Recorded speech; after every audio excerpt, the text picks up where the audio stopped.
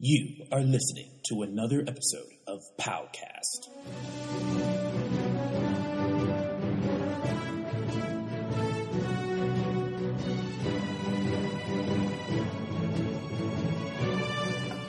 Welcome to Powcast, the podcast that talks about comics, movies, TV, video games, and everything else nerdy. It's not the only one that does it, but it is the one hosted by us. I'm Will. I'm Nick. And we're here for the part 2 of the 2014 year roundup. In part 1, we talked about all of our favorite movies, our thoughts on movies, our entire cinematic experience of 2014, looking a bit into 2015. And as we leave this new year and go into the next one, we want to talk about the other spectrum of things we love, and that is comics and everything else nerdy. Mm-hmm.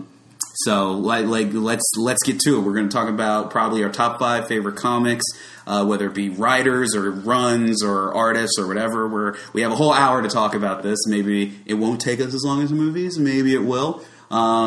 Nick, what did you think about just comics in general this year? I will say I do want to go into that, the post-grad stuff kind of made me not jump off the ship intentionally, but I did fall behind on a lot of comics over the summer and then try to get back on in the fall season. But overall, I mean, I think 2013 was a banner year for me in comics of just kind of what I was buying and everything, because it really was post-Avengers 2012 was when I really got back. You and me really got back into buying comics, and then 2013, so much good stuff started. Well, once we got cars, we started.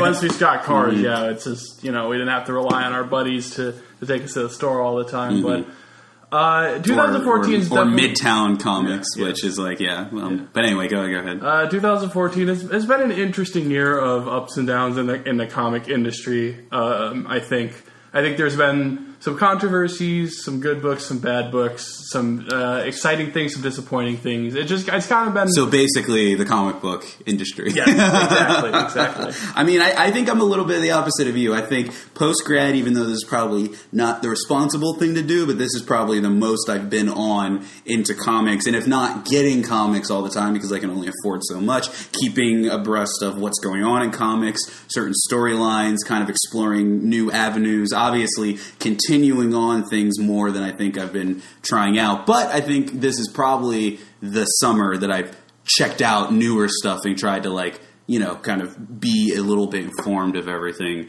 going on. So it's let's get to it. I think where you were kind of saying you wanted to do maybe our top 5 comics, ongoing comics, or just what our favorites were of the year. Yeah. Well, why don't we just do this differently? With comics, it always comes to the top of our head.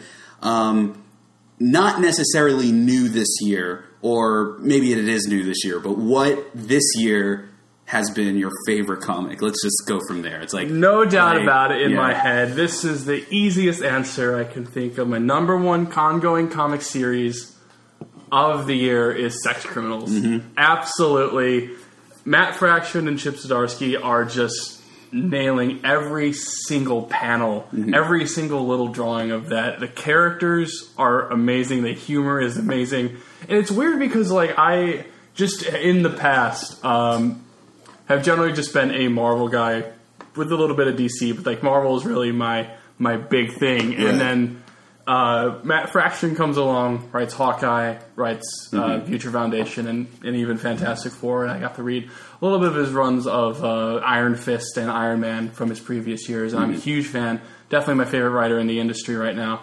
And when he announced Sex Criminals, which has one of the greatest premises of all time, I had to check it out. It came out near the end. Well, speaking of premises, what is the premise of...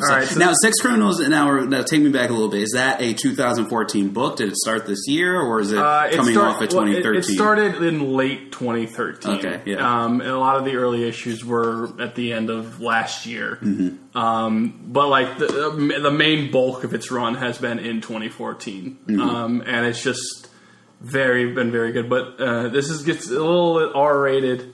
For those of you with children around. And for those of you who don't want to hear spoiler alert, we're going to talk about maybe not specific things, maybe some specific things, but we're going to talk about what happens in the book if you're sensitive to spoilers. And for the youngins, cover your ears up a little bit. It's about to get a little sexy in here. So, Nick, what's Sex Criminals about? Sex Criminals, at least what it starts out as, and I'll talk about what it turns into is one of the reasons I love the book so much. What it starts out as is a woman who has the ability to stop time every time she orgasms, meets a man that has the same ability, and they start planning to rob a bank so that she can save the library that she's so passionate about. Okay. That's how the book starts, and I think when I started reading the book last year, I kind of expected that to be the main run of the series, is like, okay, like, or at least like the main run of a good portion of the series is, you know, how they plan this heist and what goes wrong and how they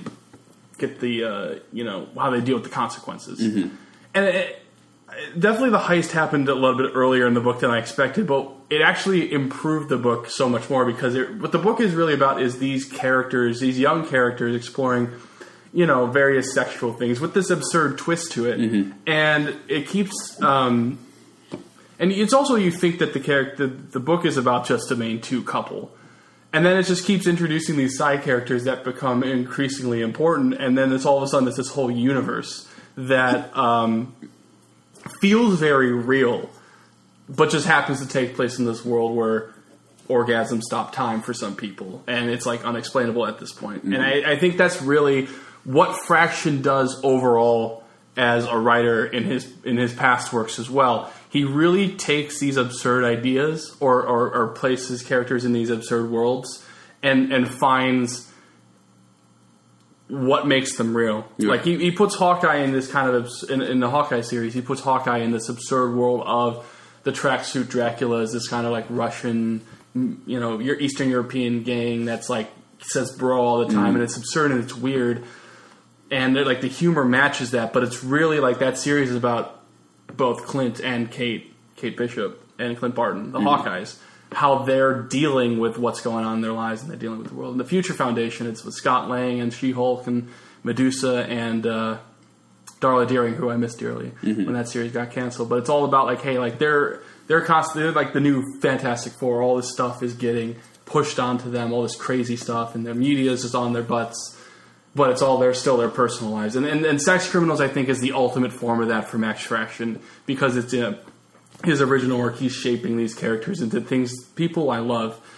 And also, one of the reasons that Sex Criminals is my favorite comic of the year is also because it has by far the best letter section in comics. It's just hilarious. Explain a little bit about what the letter section is. Well, the letter section in Sex Criminals is two things. One, it's just people sending in their absurd sexual stories, their first times, and asking questions about sex and love and all that, what might have you. And then also on the pages, they have very fictional, very funny sex tips that are sometimes the funniest part of the book after a really funny book. So much so that, and those letter pages are so popular that they just printed an individual humor book of a lot of the tips and a bit more that they've written for Sex Criminals. So I mean, I only read maybe like the first like 3 or 4 issues of it just because with time, and it's just I just never got around to reading it. But what I can guarantee is that one of the things is who's doing the art on it again? Chip Zdarsky. Yeah, excellent job on the art,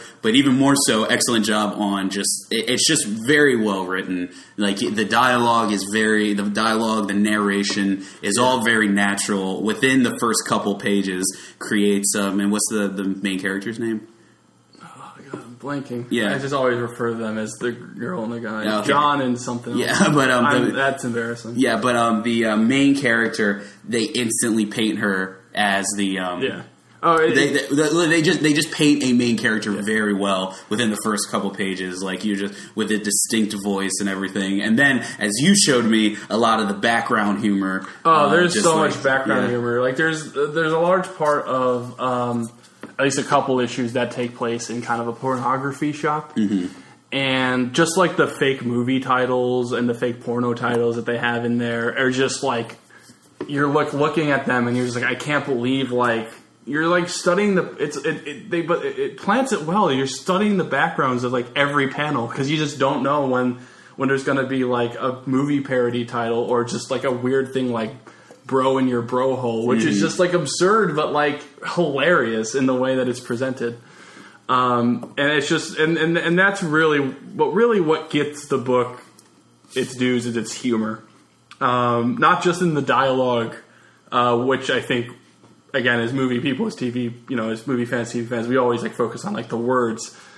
But what Fraction has done with his artists, and especially with Chip, is really communicated well how panel structure can really just sell a joke. Mm-hmm. So many times in Sex Criminals, it's not just Chip's drawings or the art is great, but the way he will structure panels to sell the gag is just phenomenal. Because one of Fraction's things that he wants to do with comics is as comics get lesser and lesser pages to work with, he wants like, how can we cram as much story into this as possible? And that was kind of the whole like even purpose behind how Hawkeye is done. It's like, how can we cram as much story into these 20 pages that we have when it used to be 28 pages or whatever like that. And Sex Criminals, I think, plays with the panel structure a little bit more, but there's a similar feel. It's just like we're packing in as much as we can in these pages and you're going to laugh your butts off. That's Sex Criminals, published by Image Comics, you're going a little indie on that one.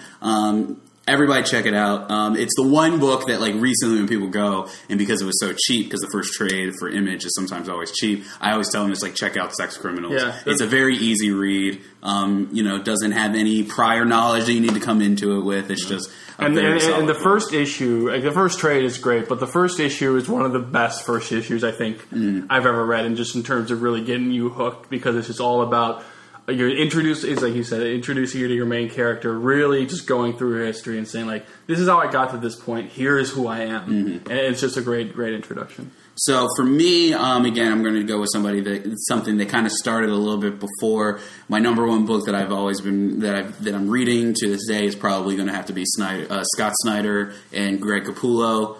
Snyder on writer, Capullo on art on Batman. I think these two continue to kill it. Mostly Snyder continues to kill it on this book, and I think that this year is actually starting to prove a little bit with Snyder's work on other works, especially Superman Unchained, which, the entire story I really wasn't entirely fond of, but I think that Snyder's really starting to prove himself as a very competent superhero writer. Like, I think there's a lot of people that are a little bit, like, for instance, Matt Fraction, I think, is just a very good comic book writer in general. But what I mean by a superhero writer is, like, I think Snyder is a new writer who's coming along, and when he gets his hands on a character is really very good at, like, showing exploring these characters as superheroes and bringing new takes, familiar takes onto a character, but shedding a different light onto them, embodying the character and what they do and what they say in very key ways that really show why we like Superman so much or why Batman stands the test of time. This year was,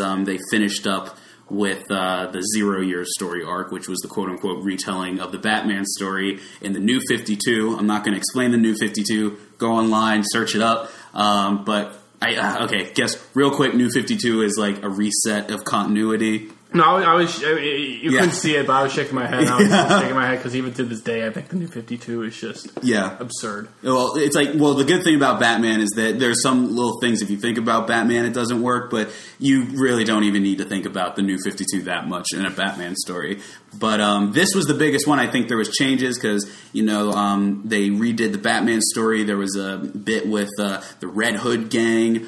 He had this huge battle with the Riddler in which the Riddler kept Gotham basically turned it into a giant war torn city, and just really, really exploring the characters within main stories and within one shots. And spoiler alert, now the Joker's coming back, and I think Snyder is just proving that he really is, and he treads over a lot of familiar territory, but somehow maintains freshness to it, and I think that's just been really good. And Snyder's also killing it on the other book, which I did not keep up with because it's a weekly book and I don't have this much money, is Batman Eternal. I've been told that's really good, but I'll vouch for it because Snyder wrote it.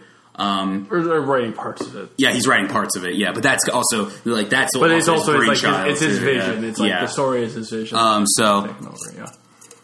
No, he's been Snyder's been really killing it on that. Like, if you are interested in Batman and all, read any of the new 52 Batman stories written by Scott Snyder. I don't think you'll be disappointed. I think that you can tell he's growing as an author as the comics go along. I think that there were weaknesses that were in his first story arc that you're not quite seeing as he continues to write the story, and I think that's showing that he's like really quite improving. But I think that was the biggest thing, is like he's becoming a really good, like, our modern day superhero writer. And it's like every time, if he takes on a new superhero at another time, I'm really looking forward to it, just because he's been writing for Batman for so long. So I would say that's my number one comic that I'm getting right now. But focusing on comics that just came out this year, I do have a few that really stood out to me. Three of them are Marvel books. And the first one is after Guardians of the Galaxy came out, or right before Guardians of the Galaxy came out, they were releasing. It's like, okay, we need to start pushing all these characters. Of course, Guardians of the Galaxy had been going on from that started last year. This was the year that they launched 2 new solo titles with the legendary Star-Lord and, of course, Rocket Raccoon. Legendary Star-Lord is good. I enjoy it. Nice, cool space adventure. You can definitely tell that they have it with Chris Pratt in mind. His voice is in your head.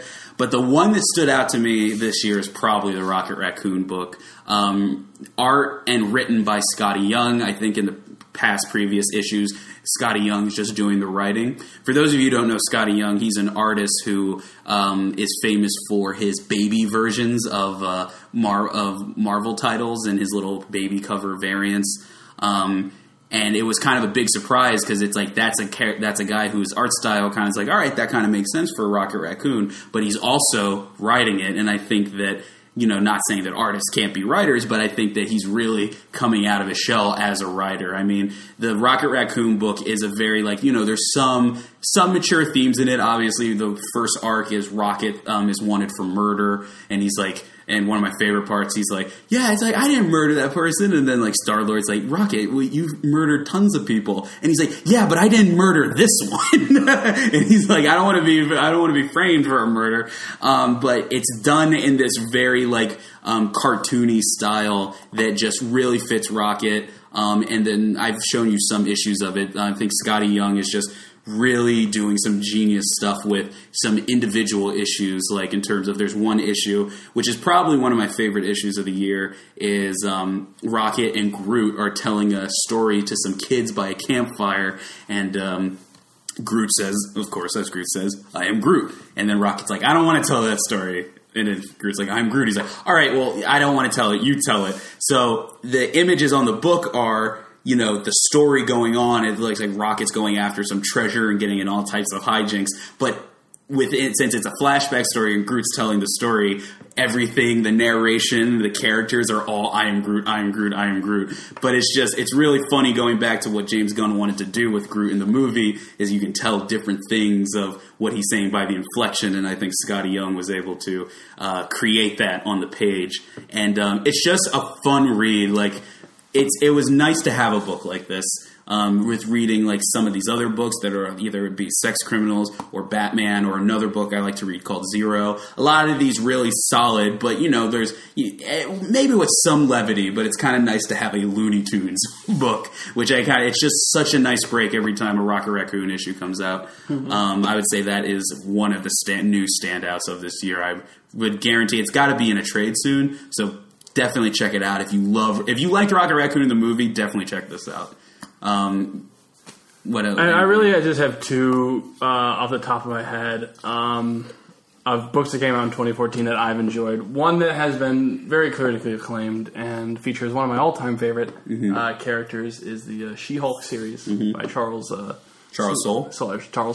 Mm-hmm. And it really is personal to me, of just in my enjoyment of it, because I'm just a huge fan of the She-Hulk character, one of my all-time favorite female heroes.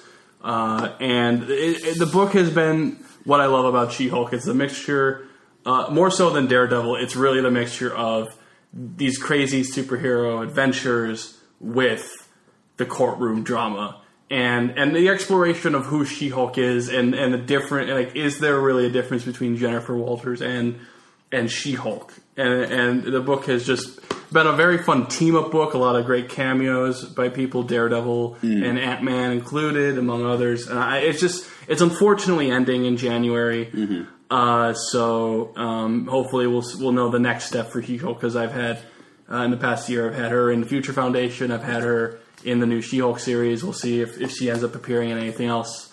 And it's just a really, really, really fun series to read. And the other one, which I've heard more mixed things about, but I've really enjoyed it, is the Black Widow series. Okay. I think it's Nathan Edmondson or something like that, who writes it. And I think it has a rotating artist group. But I've become a huge fan of the Natasha Romanoff character from the Marvel Cinematic Universe. If you heard the movie reviews, I'm a big fan of her, and so I picked up the series, and it's been just a classic kind of spy romp.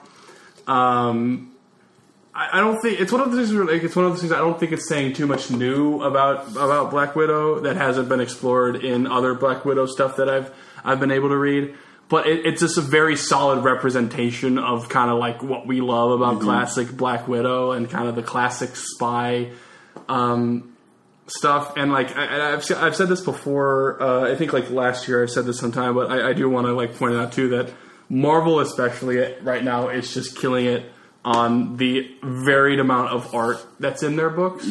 It's something that I think like DC does sometimes, but they have more. They're definitely doing it more recently. But they have more of an in-house style than Marvel does recently. But She-Hulk and Black Widow are both books that kind of use art to the full potential of like different from like what you kind of cliche comic book art is. Right. They both kind of like have this kind of drawn style. You can kind of see it on the comics and the covers and stuff like that. That really, really works. So I've enjoyed those two books, and this is one of the series that I kind of dropped, but I'm trying to get back into it very much. Is the reboot of Kelly Sue DeConnick's Captain Marvel, that Carol Danvers series. Because they had a series that happened, like, started in 2013 and then ended at the beginning of 2014. And then they did a new series where Carol goes into space and is doing stuff all around space. And I definitely, like, missed the first major arc of that. And I've been trying to kind of keep up with it. But I just recently picked up issue 9, which is, as Kelly Sue says on Twitter, it's a very good jumping on point, and it is. And it just reminds me of why I love the way Kelly Sue DeConnick writes Captain Marvel and Carol Danvers, and why that run alone has turned her into one of my favorite characters of the past, like, you know, one of my favorite books. So. Movie that can be seen in 2018? 2018, I think so. 2018. So for me, I guess it's been a very big year for the female superhero front, and Marvel's been really doing well with that. I'm excited about some other books that are very good. While we're on Marvel, is Moon Knight was very, very, very interesting. It was a book that, like, probably going back on it, like, I liked a lot more just because now that it's been out for a while, kind of see what they were going for it. For those of you who don't know, Moon Knight is another one of Marvel's more obscure characters. He was a archaeologist in Egypt who was killed under a moon god statue and was brought back to life by this moon god, and basically becomes a / Daredevil / Batman character with split personalities, and his whole shtick is that he's all in white. He's got the cape and the hood, and he calls himself Moon Knight. Which was a character that always interested me ever since I read about him in Ultimate Spider-Man. It was my first introduction to the character. So there's a lot of things that they don't maintain in this new book, such as, like, split personality. They talk about it a little bit, but they don't really delve into it. But what's really cool about this, it's written by Warren Ellis, and I think it's different artists. I can't remember, but it's a series of one-shots. There's, like, a very slight ongoing story, but it's definitely, like, different types of one-shots that experiment with the page a lot, experiment with the types of dialogue and stuff going on. One of the coolest things about the book is their use of white space, how instead of in the book, instead of coloring Moon Knight white, it's just that is the white space on the page. They just don't color Moon Knight's outfit, so it's like kind of cool. Like every time like he bleeds or takes off his glove, and then it's like that's like the art. So I think once that comes out in trade, that's a book I would suggest like people getting for. You don't need to know too much about the Marvel universe, and it's a very obscure character, so it's kind of like easy. You don't have to know too much knowledge about him. Very cool. Like it was just really awesome one-shot storytelling, and it's weird. It's very experimental, but that's another good book. Go ahead. Another book, and I can't remember if it started this year, was Miss Marvel. Did Miss Marvel start this year or early? Or maybe, I think it was early or very late. It was either December, January. It was right on the cusp. Well, Miss Marvel is the title that picked up after Carol Danvers in the Marvel universe became Captain Marvel. Somebody has to take up the mantle, and the character is a... Well, it actually took off at the end of... Carol Danvers or Kelly Sue DeConnick's original Captain Marvel run when she's on Earth. Yeah. The final issue, which again was sometime around December or January, teased the first part because it was like there was this big kind of like finale thing of just like, oh, she's a very big inspiration to people all around the world, and that was one of the ones that picked up and kind of took the realms while they were setting up the next Captain Marvel book, the one that takes place in the space. So in her place is a Muslim American girl named Kamala Khan, who discovers her newfound shape-shifting abilities and basically becomes the next Captain Marvel. And essentially, it's kind of another kid as a superhero tale, and it delves into her life and her like culture, being a Muslim American, and just her finding like it's coming of age, her loving superheroes. It's kind of like a good companion piece with like Nova, which I really like right now in terms of kids superheroes, and really continues to fill in that Spider-Man void that we haven't had for a while. The Spider-Man void I'm talking about is the kid superhero Spider-Man and dealing with life as a not as an adult and being a superhero. That was a book I think is solid. I don't think I quite loved it, but I definitely think it was just very, very well done. Great art on it. And recently we found out that she has a connection to the Inhumans. So that's very timely. There's a lot of Inhumans talk going on right now. So check out Miss Marvel. And were you going to say something? Well, just the more continuing series that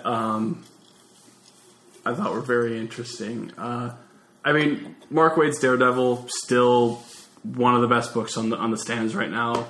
Matt Murdock recently moved to San Francisco. Been getting a bunch of shenanigans there, but Waid has got that character down, and in a different way than like one of the things about that book that continues to be amazing, and the one thing that Waid continues to explore is like kind of the mixture of kind of the grim and gritty Frank Miller Daredevil that we're all like overly familiar with, and kind of the more light Silver Age Daredevil. And it's still just amazing to have a very fun Daredevil book, which is just like, you don't really think about that with the modern age of Daredevil that started in the late 80s and has, been like kind of in many ways Marvel's Batman, or Marvel's Batman in terms of just kind of like that constant tone of of like kind of the darkness of and the grittiness of the city.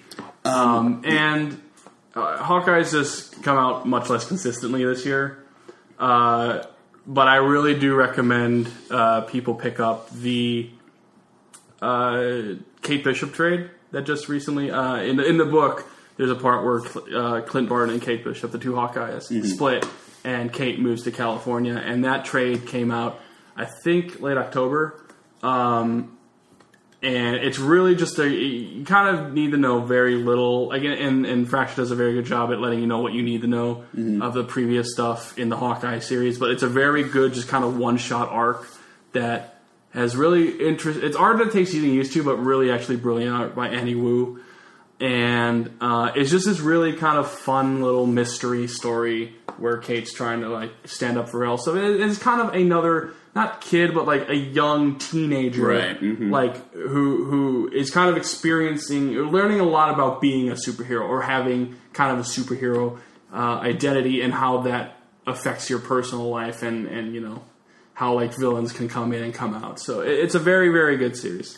Going over to the DC side, I think what's interesting, I'm not sure I'm going to keep up with them, just because where they stand in, with all the other books I have. But for those of you looking for something really different in the DC universe, there's a couple really cool things that you can check out right now.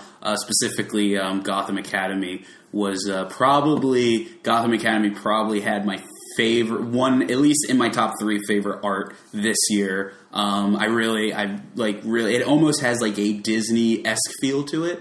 But to explain, Gotham Academy is basically it's almost this kind of like Harry Potter / Goonies mystery in Gotham Academy, which is like kind of like the prep school in Gotham City. Very, very brave book. I'm not sure how long it's going to last, specifically not because of the quality of the book, but because it's a book called Gotham Academy. I think Batman has showed up once as a shadow. I think Bruce Wayne showed up once, but what's very odd about it is like reading the book as far as I have. I'm not sure I can keep up with it, but there hasn't been any like big Batman character in it. Like that was the biggest surprise to me. But I think if you're very interested in finding something different, and something that sounds appealing to you, check that out. Another book that's also similar to that, but a little bit more on the superhero side, is the newest Batgirl that just came out, which is also another book that I really, really like the art on, and I heard kind of finds its legs in like the 2nd or 3rd issue. But another big book that came out that I'm actually more interested in now is DC's biggest contribution, or more like Grant Morrison's biggest contribution, which is the Multiversity. Now, if you've ever heard this, I have a love-hate relationship with Grant Morrison. I'm not a big fan of his superhero work, at least not all of it. I like a lot of his independent work a lot better. I think I like the stuff that people probably don't love as much, but I love all that stuff. But Multiversity is another Grant Morrison passion project about basically it's a series. It's an 8-issue series. I think it's planned out right now, and it's a series of one-shots in the DCU, but in different universes on different Earths. Like there's Earth 1, Earth Prime, Earth 2, so different alternate realities, and it's all kind of like these one-shot what-if stories with like some connective tissue. But it was this. Which is leading up to a big event next year. Which I wasn't like. I got the first issue, and it was one of those like, oh, it's Grant Morrison weirdness. I can't read this right now. And I've read some issues since, and I think there's some interesting issues. Like there's some where like Grant Morrison really, really plays with the DCU encyclopedia and a lot of comic book themes. Like one of his recent issues was a giant commentary on Watchmen and Alan Moore. There's another one that I'm very much looking forward to this month, which is kind of trying to re-examine and give life to the character Shazam, and like kind of really touch into what makes that character awesome without making him like very cheesy, and I'm looking forward to that. And it made me go back and read the first issue, which I still don't love, but if you're into this like really kind of cool, if you're familiar with the DCU and you're into like experimentation, and probably one of the coolest things like collectively when I think it all comes out that Grant Morrison has done for me in a while, I would definitely check out Multiversity. I think it's just a really kind of cool idea, and it's just, even if you know about the DCU, you either have a giant appreciation for it or still like a what is going on moment. So on the DC side, those are things that I've liked, and I've also enjoyed Swamp Thing the past 3 issues, though, just because they're kind of doing some cool stuff. Also, Charles Soule is doing that as well. So that is that's what I would say for comics. Anything else you're reading?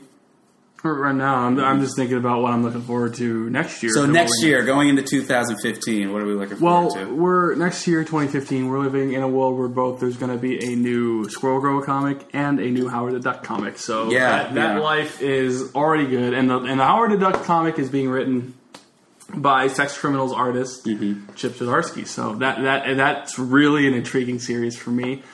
I'm a little intrigued. They announced that the well, there's a lot going on in the Spider-Verse right now. I guess it's called Spider-Verse. Yeah, it's called Spider-Verse. I didn't mean that, but I was like, it's Spider-Verse. It's called Spider-Verse.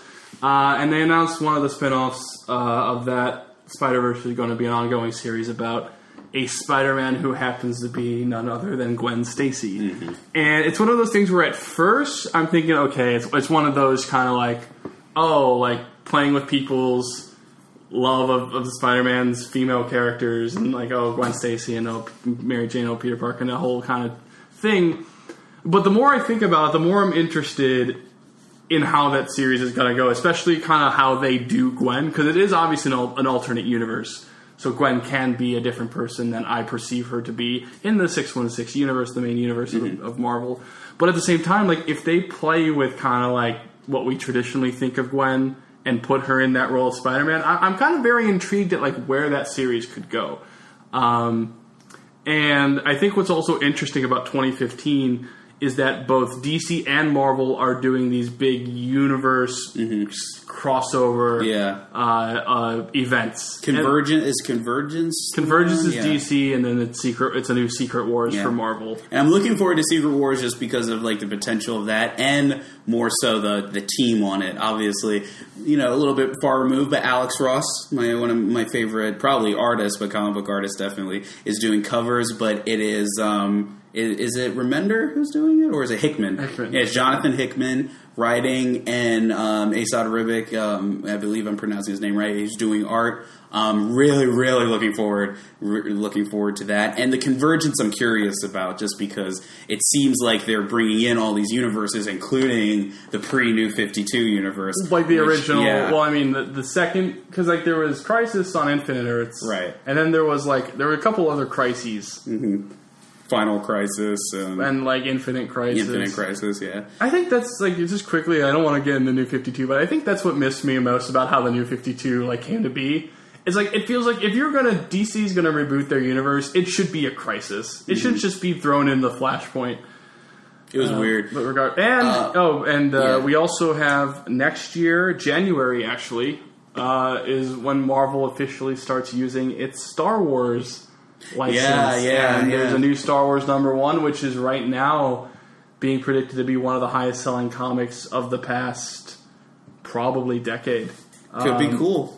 And we already know that Mark Waid's doing a Princess Leia series, which I'm really looking forward to. And there's a couple other.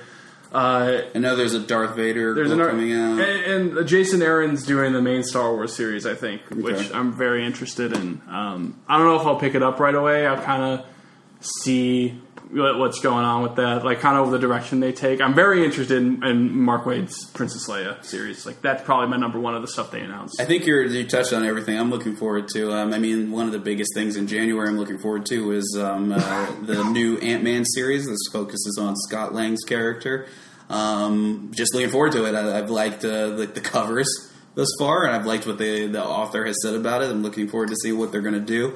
And I don't know specifics, but next year may be a very image-heavy year because they've announced at least 5 different titles that I can't remember off the top of my head, but I remember there was a whole list of, and I saw art and covers for it that I was like, I may have to check that out. So Image is definitely making its round to being like the top comic book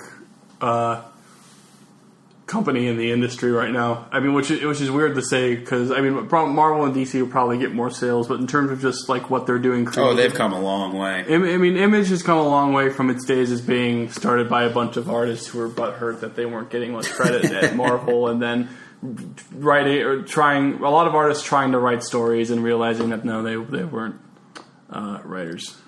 All right, so I think that'll do it for, again, didn't take us the full hour. But anyway, that was the 2 biggest things. You can check out part 1 for our movies.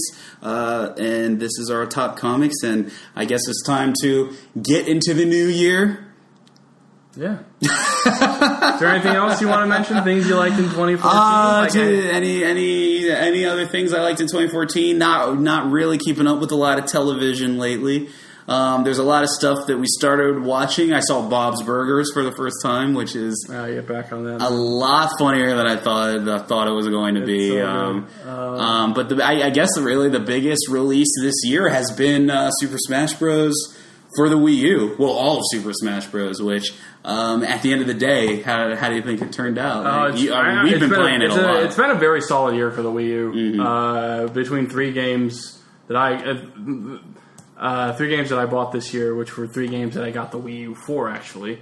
Donkey Kong Tropical Freeze, which is a sequel to one of my all-time favorite games, which is Donkey Kong Country Returns, and continues Retro Studios' incredible look at platforming games. It's some of the best platforming levels I've ever had, and I'm a huge fan of the Donkey Kong series. Mario Kart 8, which I've definitely had a lot of fun with, and just playing online, and now Super Smash Bros. For the Wii U, which is just I've been basically playing nonstop in my free time. I do want to give a shout out. I really enjoyed the Phineas and Ferb Star Wars special, which I still haven't seen, but I have to say that after seeing the Marvel one, which I really, really dug, that you'll really like that. And for me, Girl Meets World started this year, which is a very, very personal love. Is Boy Meets World was the first television series that I ever got into, and one of the first bits of pop culture that I really invested myself in, watching it kind of. A lot of it in syndication, some of it at the end of its run in ABC, thank TGIF. And so the sequel series has been kind of, I won't say a guilty pleasure, but not something I guess a lot of people were having at the best of their 2014 list. But it's kind of a good stroll down memory lane. Stroll down memory lane, and in the recent couple weeks, actually, they've announced, their Christmas episode or their holiday episode featured Ryder Strong, who played Sean in the original series, and they announced that for season 2, a lot more of the original series cast is going to be having more constant roles. Which is, just from a television perspective of a sequel series, it's very smart for them to establish the new characters and have Corey and Topanga and kind of have that be the connection to the original series. And now that you've established those characters, you can keep introducing these things and picking up on characters and stuff. So, anything you're looking forward to next year that's coming out? Anything else? I know. For the Wii U, they recently confirmed that both the new Star Fox and the new Zelda are coming out next year. Mm-hmm. So, and that Zelda map looks pretty big, and we haven't had a Star Fox game in a while, so I'm looking forward to it. I'm very much looking forward to the 3D. Since I got a 2DS this year, I'm looking forward to the new remastered Legend of Zelda Majora's Mask. Always wanted to replay it and finally get my chance to. And also a little bit obscure for me, a trip down memory lane, is that they're slated to do a new Digimon series for me, which is a sequel to the original 2 seasons, for those of you who know your Digimon. Digimon Adventure 3, the original cast is coming back, and that is another bit of my childhood I'm just so excited to bring back. And that's slated for May. At least that's what they say. It's slated for May. I like it. The original or the translated? Well, that's what I mean. It's I am looking forward to it so much that I will watch the original before the translated one comes out.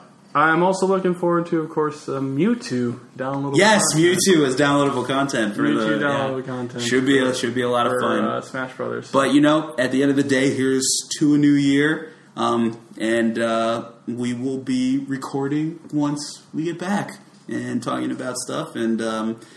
Lots of movies, lots of comics, and lots of things to talk about next year, and it's looking up from here. So at the end of the day, this is Powcast. Thanks for listening. Check out part 1 where we talk about our movies. I'm Will. I'm Nick, and we're finally going to get to my pro wrestling year. No pro wrestling. You know what? I thought that was the deal. After part 2. That's the deal.